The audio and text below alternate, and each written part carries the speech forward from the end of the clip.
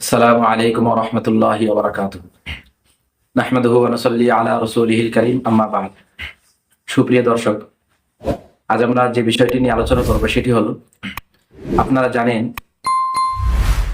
তিনটি মসজিদের কথা হাদিস শরীফে এসেছে, অর্থাৎ ফজিলত হিসাবে মসজিদে হারাম, মসজিদে নববী এবং বাইতুল মাকদিস। এছাড়া একটি হাদিসে কুবা মসজিদের কথাও এসেছে। কিন্তু হযরত মাওলানা সাদ সাহেব তিনি নিজামুদ্দিন মসজিদের ব্যাপারে তিনি ফতোয়া দিয়েছেন যে মক্কা মদিনার পরে এটা সবথেকে সম্মানিত জায়গা, অর্থাৎ তিনি বাইতুল মাকদিসকেও পিছিয়ে ফেলে দিয়েছেন। অথচ এটা কেমন কথা? এবং তিনি আরো দাবি করেছেন কিয়ামত পর্যন্ত এটা থাকবে, নিজামুদ্দিন এটা মার্কাজ থাকবে এবং এটা আল্লাহ তাআলার পক্ষ থেকে ফয়সালাকৃত। দেখুন, আল্লাহ তাআলার পক্ষ থেকে ফয়সালাকৃত, এটা কিভাবে বলে? ওনার কাছে কি ওহী এসেছে? বড় জোর তো দোয়া করা যেতে পারে আল্লাহ তাআলা এটাকে কিয়ামত পর্যন্ত বহাল রাখুক। আর মসজিদে এই মসজিদের ব্যাপারে তো কোনো ফজিলতের কথা নেই, কিন্তু তিনি সেটা দাবি করছেন। দেখুন, তিনি তার বক্তব্যে বলছেন, শয়तान ने इन लोगों को बड़े शुकुक में डाला हुआ है, बड़े शुकुक में डाला हुआ है। सारे आलम का ये मरकज है और सारे आलम को यहाँ से रुजू करना है। এ আল্লাহ কি তরফ সে তয় শুদা বাত হয়, নাউযুবিল্লাহি মিন যালিক। তিনি বলছেন সারা পৃথিবীর এটা মার্কাজ এবং এটা আল্লাহ তাআলার পক্ষ থেকে কি ফয়সালাকৃত।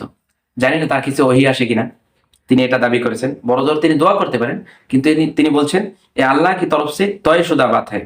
এরপরে তিনি আরো আগে বাড়িয়ে বলছেন सारी दुनिया का हाल ये है कि मक्का मदीना के बाद अगर कोई जगह काबिल एहतराम और काबिल इक्तिदा और काबिल इताअत और काबिल अज़मत है तो वो मस्जिद निज़ामुद्दीन है।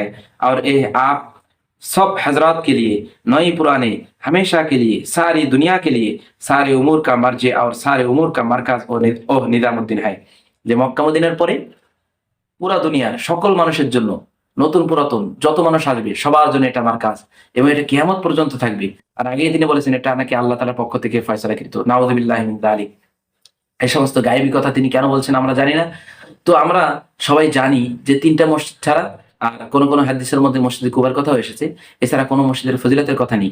তিনি বড়জোর দোয়া করতে পারেন মসজিদে আপনার নিজামুদ্দিনের মসজিদের ব্যাপারে, কিন্তু কিভাবে তিনি বললেন এটা আল্লাহ তাআলার পক্ষ থেকে ফয়সালাকৃত এবং সবাইকে এখানেই রুজু করতে হবে, এটা কিয়ামত পর্যন্ত মার্কাজ থাকবে আল্লাহ তাআলার পক্ষ থেকে ফয়সালাকৃত। এগুলো উদ্ভট কথা। তো আল্লাহ তাআলা আমাদের এই সমস্ত উদ্ভট কথা থেকে হেফাজত করুন এবং মাওলানা সাদ সাহেবকে সঠিক বুঝদান করুন। ওয়া আখির দাওয়ানা আলহামদুলিল্লাহি রাব্বিল আলামিন।